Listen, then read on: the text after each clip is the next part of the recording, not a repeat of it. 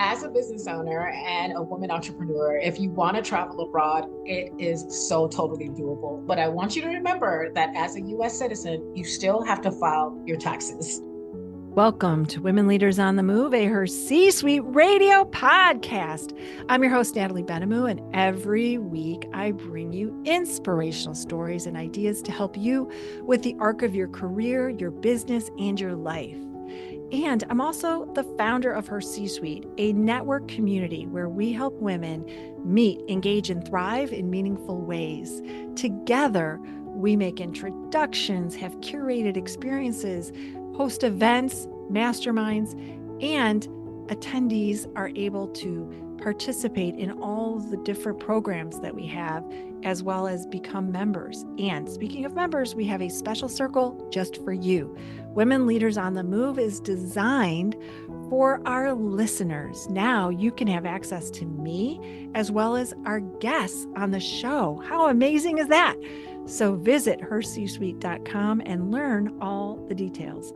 I am joined today by Sandra Morno. She's a tax strategist and digital nomad with 15 years experience. She helps women entrepreneurs and those traveling abroad with U.S. businesses manage their taxes. She teaches them to reduce tax anxiety and stop overpaying the IRS. And she is also on the move like our leaders. She lives abroad much of the year in really interesting places. And we talk about all the things that make her so uniquely positioned to help you with your tax strategy. I can't wait for you to listen to the discussion that we have today. And also, I hope that you think about your taxes and maybe you'll be inspired to live abroad yourself. Let's get started with this conversation now.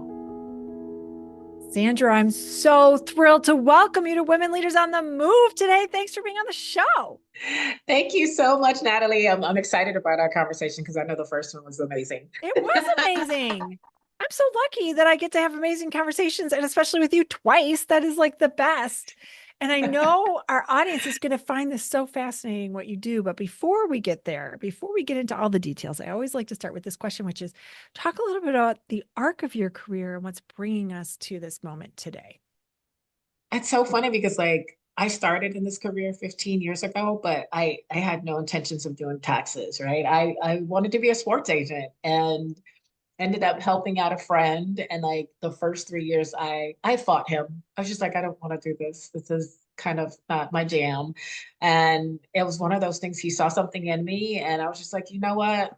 Why not? Let's see where this takes me. And I'm glad I stuck with it, right? It allowed me to get my certifications with the IRS as an enrolled agent. And it's allowed me to kind of just be travel. So I was able to work half of the year and the other half do whatever I wanted to. If it was hibernating, traveling, whatever that is. And now you find me kind of just traveling throughout Latin America, which I'm excited about. I'm ready to find a home. I just need to get my Spanish a little bit better and kind of live in a different state, like not in that hustle grind mode, right? But like enjoying work, being free, and having that peace of mind when it comes to doing what I can do from anywhere. And I know our entrepreneurs are really going to be fascinated with this. And also in our community in Her C-Suite, we have a lot of women that have reached that 3.0 phase and now they're traveling all over. One of our members sold her where she lived and she's traveling the country in not a camper, but like an RV. RV. Oh, Yeah. that's And so she's cool. all over. She's all over. I'm like, where I are you love it. today? Oh, I was, and it's like I see her and she's on this really cool campsite or she's doing this and that. And it's so fascinating to me. And I think we now have more opportunity than ever to dream big about where we can go. How did you first get started in doing that? Because that was way before all the things changed 4 years ago. So how did you get started with that? So I've always traveled, like me and my sister, like I drag her, and being from Miami, like cruises were our thing. They're not very expensive. And just being from Miami, I always wanted to see what other parts of the world were like. I moved to Houston, I moved to Atlanta 3 times. I think I hit that roadblock in 2018 while I was living in Houston. And I woke up one morning, I was just like, yeah, there's more to life than just living in the United States. And that like I was grinding to the point of no return, right? And I was just about right before I had this idea, a few months later, I was hospitalized again for the third time.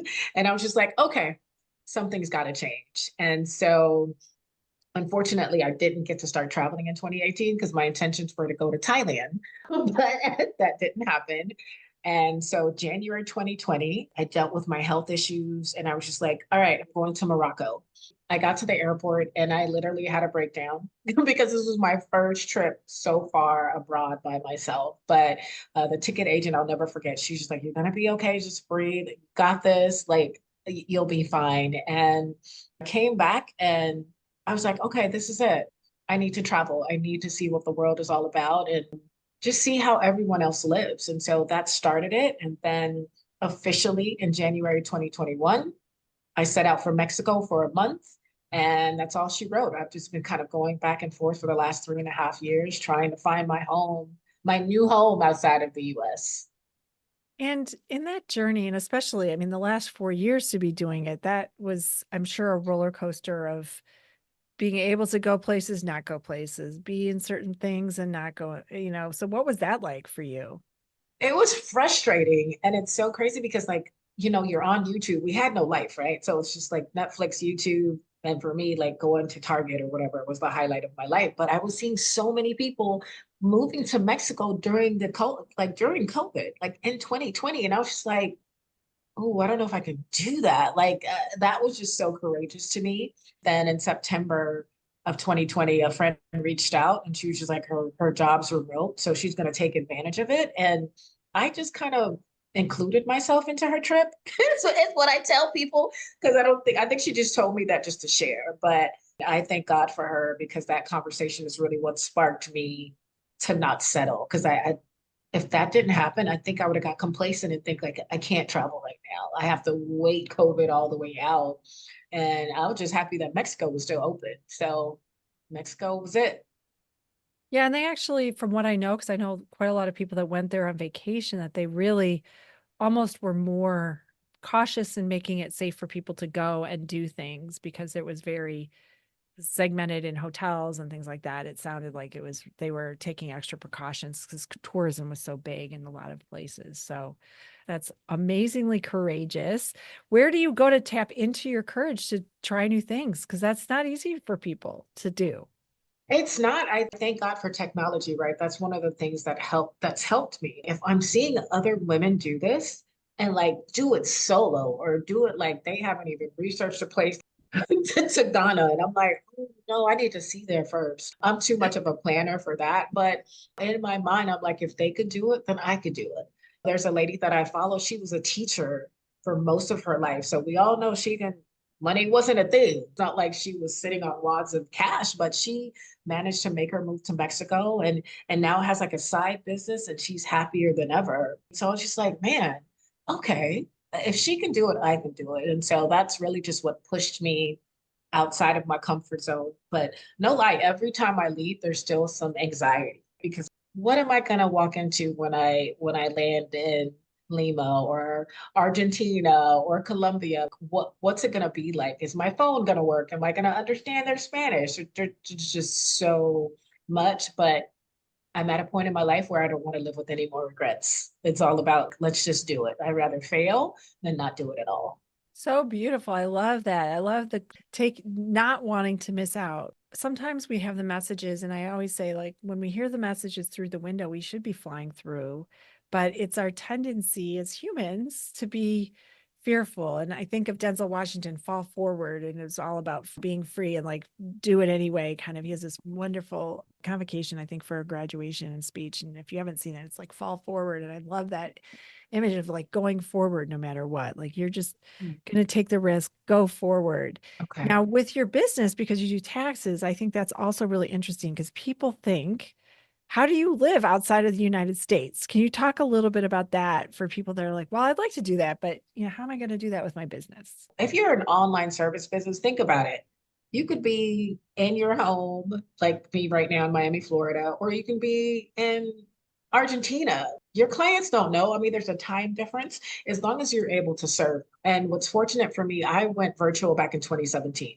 Most of my clients I wasn't seeing anyway because I had moved from Miami to Texas. Most of my Houston clientele, I would see them. And then I was just like, yeah, y'all are making me nervous just sitting in my face for like 2, 3 hours. So let's change this up a bit. And they were okay with it. So we did a lot of phone calls, we did Zoom calls, we did texts, and it worked out and everybody was happy because my clients are just like, as long as we get it done right, I don't care. Like, let's just get it done right and timely. And so I'm thankful that they were flexible. So when all of my colleagues were going crazy about their brick and mortars and what do they do and how do they handle their clients, I'm sitting back like, oh, I've been doing this for like 3 years. This ain't nothing new. Mm-hmm, mm-hmm. And for someone that is thinking about living abroad, at least for more than a month or two, like going and living, what are some of the things that they have to know to set up so their business is okay? Because I'm sure is there tax benefits to some countries and not? Well, how do you pick?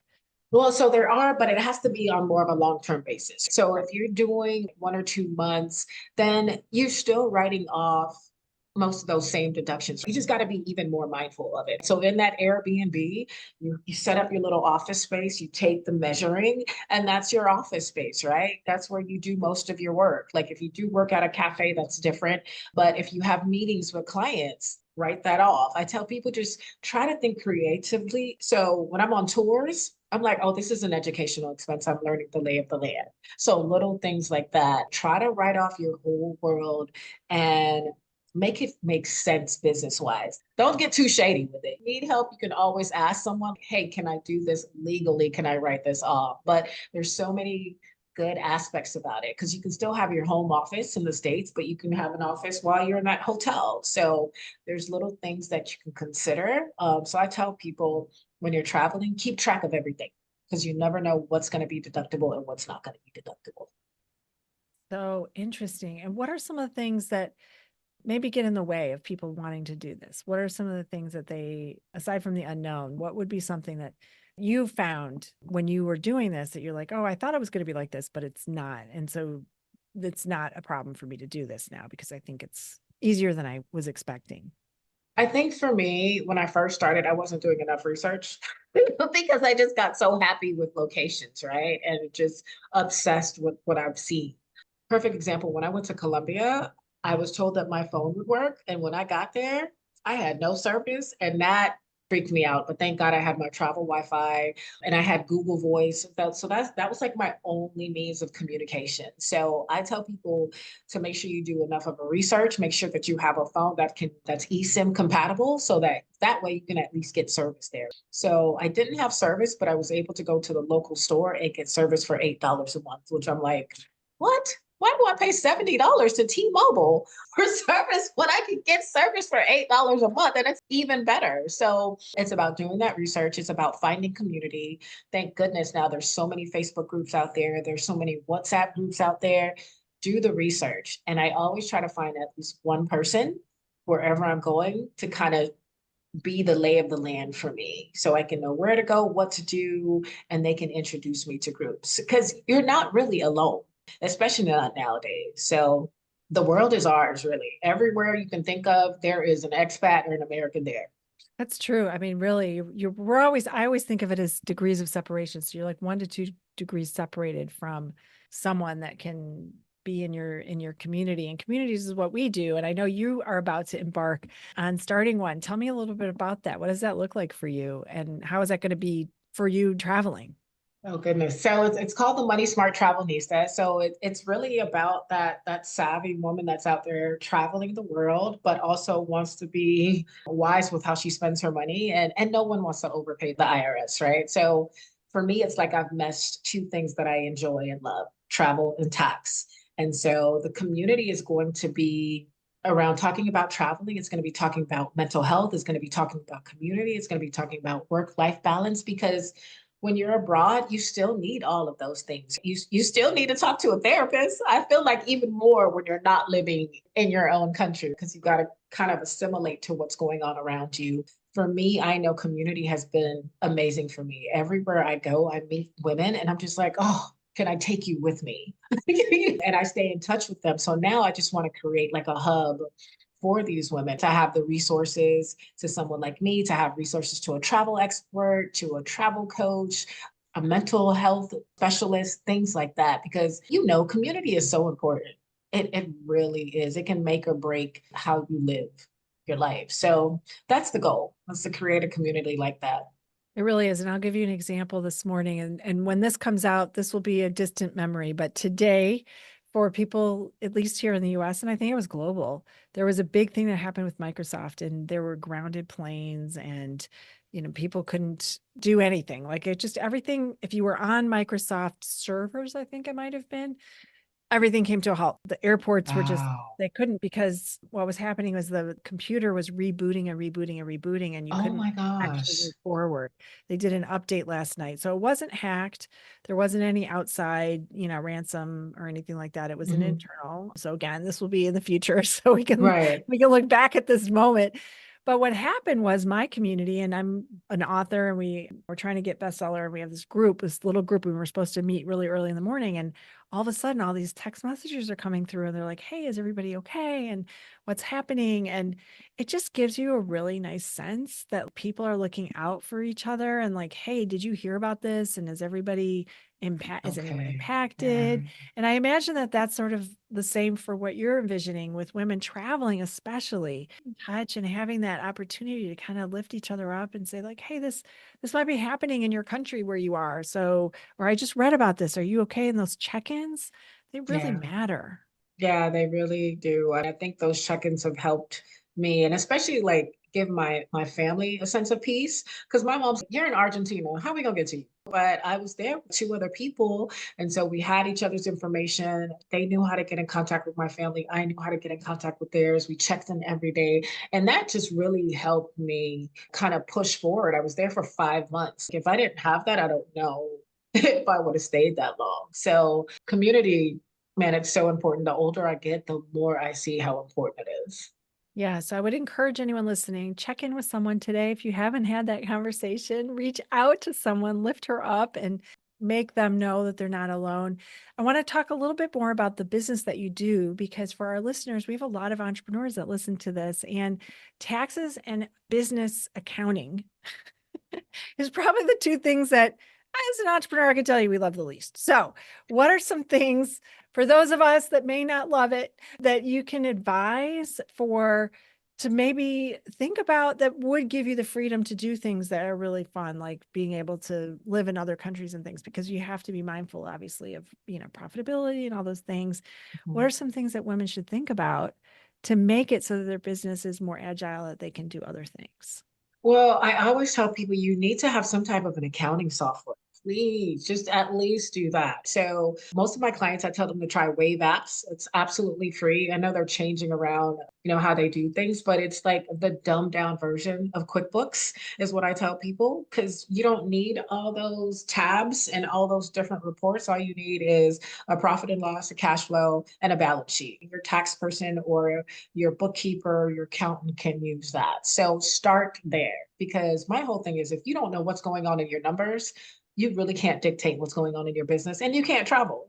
No money, no travel. No money, no business. So that's one of the first things I tell people to kind of really look into, and to budget. We are in a day and age where, man, we don't know what's going to happen tomorrow. So if you don't have a budget in your business and for your personal life, that really throws you off. I used to spend $400 on food a month, and I was just, what am I doing with myself? Like, it's just me. What am I eating? And so that budget helped me to kind of like trim back. Okay, Sandra, you need to cut back on this, because that's $200 or $100 more that I could be using towards my business, or for me nowadays towards travel. That's a tour or something like that. So those two foundational things I tell people is so important: having a budget and having an accounting system. And then quarterly checking your numbers. If you don't know what you're looking at, talk to somebody. Somebody else can help. Because, like you said, you want to be profitable.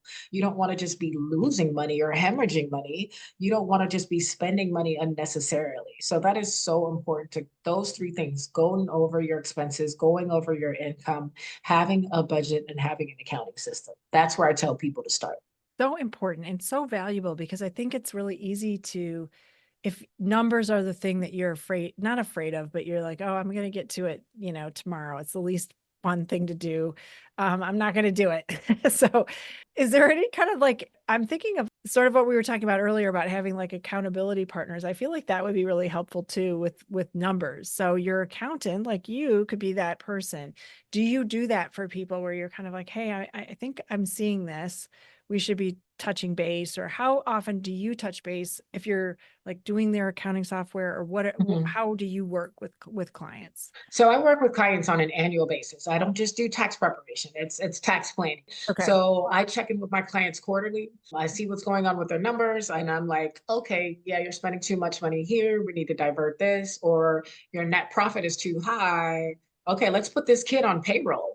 We're getting creative with that because I don't want them to overpay the IRS. I want them to take advantage of every tax deduction and every credit and benefit that's available to them. So that's one of the things that I do enjoy doing. And I tell business owners, you need to have someone that's going to help you all year long. Just someone filing your taxes is not enough, because when you file that following year, it's too late. Now you're like, oh my gosh, you're asking that person, like, well, what do I do? Can I write this off? What about my kid? Can I write that? And it's too late. But if you're planning all year long, you're being proactive. And then when tax time comes, you're just like, all right, I'm ready. I know how much I owe. We've already put that aside. Let's do this. So good. And really planning ahead so that you're not blindsided in March, or depending on when. So there's also this for people depending on their states. And I don't know if all the states, I'm in Illinois. Oh, I think they do, because I used to be in Delaware and Illinois. Mhm. Now I'm only in Illinois. I know I told you this, I think last time we Yeah. talked. But don't be in two states. That's my number one advice. But there's also the annual report. That is a time that you can take advantage of reflecting on where you are, right? Because you have to Mhm. submit that. What are some things that people see or don't see when they're doing that? So it's for us in Illinois, and that's where I live. It's August, but it's different. I'm imagining in different states. I know, like, I think in Delaware, it's February or something. So what do people have to know about that? Because you do have to put in some financials in there. I know. Well, the good thing is if you are working with someone, they should be able to do that for you. Right. So, like it's like you said, every state is different. So in Florida, our annual report is actually just kind of like going back into the system, being like, "Hey, are you still a business?" Oh, I want to And move then, there. That's so much better.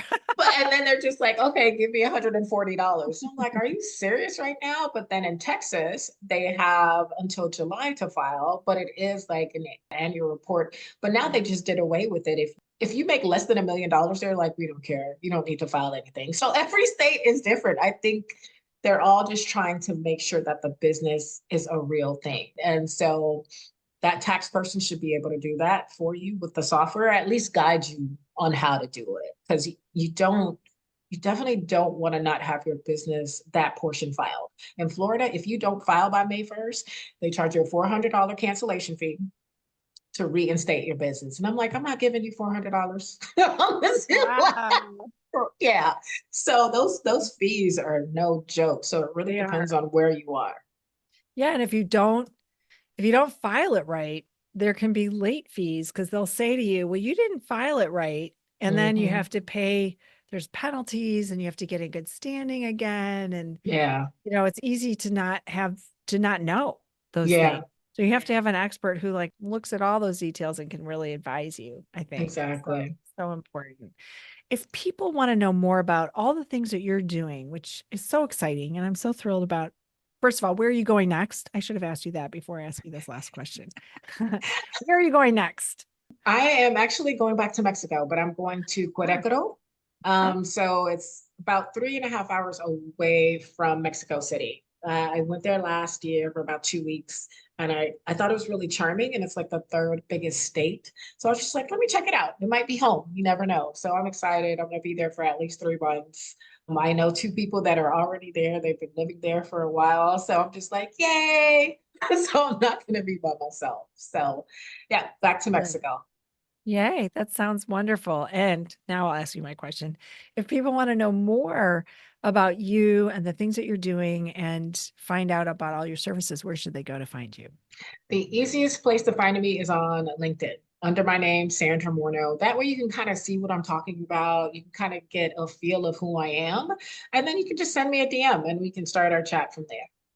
Wonderful. Well, I will absolutely have that link in the show notes. And I've so enjoyed having you on the show today. Thanks for being here. Thank you so much, Natalie. I so appreciate this, and I just love talking to you. Same here. And I can't wait to hear about all your travels. So we're going to stay in touch. So this will be fun. Yes.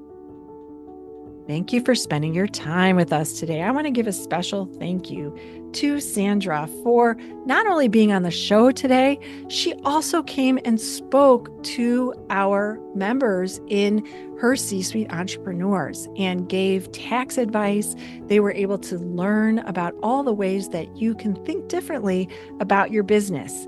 I hope that you will get a lot out of this. And if you did, share it with an entrepreneur that you know and rate and review the show. It's how people find us, especially if you want to find out more and find people like Sandra. I hope that you will find us on hercsuite.com and join Leaders on the Move, our special circle just for our listeners. Take a look today and remember, keep shining your light bright. The world needs you.